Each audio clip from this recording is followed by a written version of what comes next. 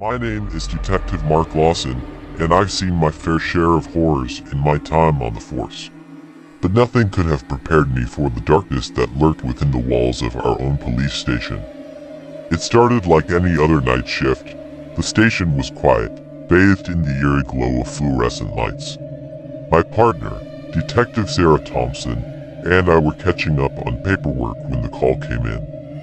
A frantic voice crackled over the radio, pleading for help.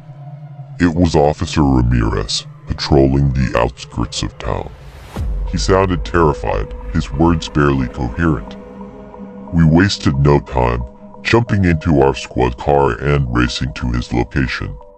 But when we arrived, there was no sign of Officer Ramirez. His patrol car sat abandoned by the side of the road, doors hanging open like gaping mouths.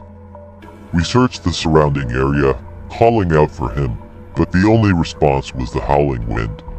That's when we noticed it, a trail of blood leading into the dense forest. With guns drawn, we ventured into the darkness, the trees looming like silent sentinels. The further we went, the thicker the sense of dread became, until it felt like a suffocating blanket around us. Then, we found him. Officer Ramirez was sprawled on the ground, his body twisted at an unnatural angle. His eyes were wide with terror, his mouth frozen in a silent scream. But there was something else, something inhuman. It moved in the shadows, a shapeless mass that slithered and writhed with a life of its own. I tried to raise my gun, but my hand shook uncontrollably. Sarah screamed, a sound that echoed through the trees like a death knell. We turned to run, but the darkness seemed to swallow us whole, dragging us down into its depths. When I awoke, I was back in the station, my heart pounding in my chest. Sarah was nowhere to be found.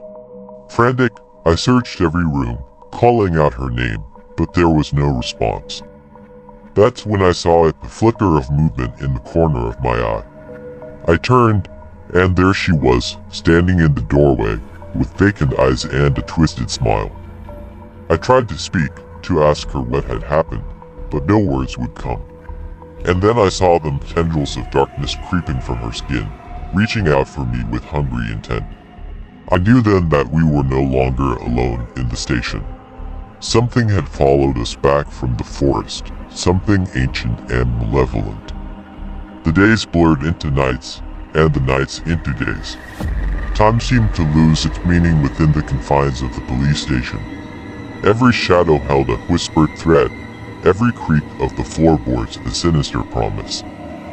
I searched for a way out, but the station was like a labyrinth, its corridors twisting and turning in on themselves.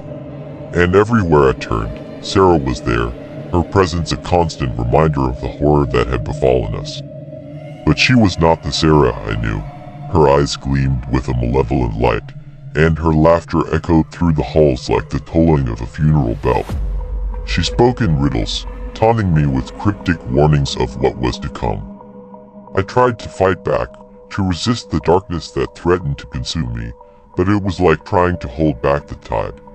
The whispers grew louder, the shadows more insistent, until I could no longer tell where reality ended and nightmare began.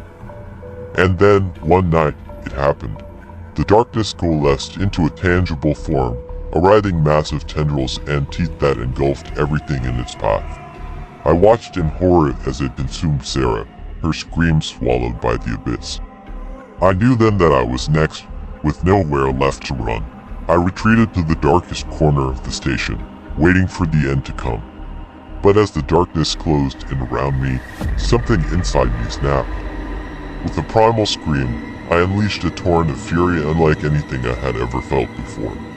The darkness recoiled, its form flickering and fading like a dying ember.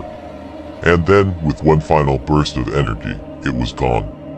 I collapsed to the ground, panting and exhausted, but alive. The station was silent once more. The darkness vanished back to whatever hell it had crawled from. And as the first rays of dawn broke through the windows, I knew that I had survived. But the scars of that night would never truly heal. The memory of what had happened would haunt me forever, a constant reminder of the thin line between light and darkness, sanity and madness. As I stepped out into the dawn, the world seemed somehow different, as if I had glimpsed the true face of horror and lived to tell the tale.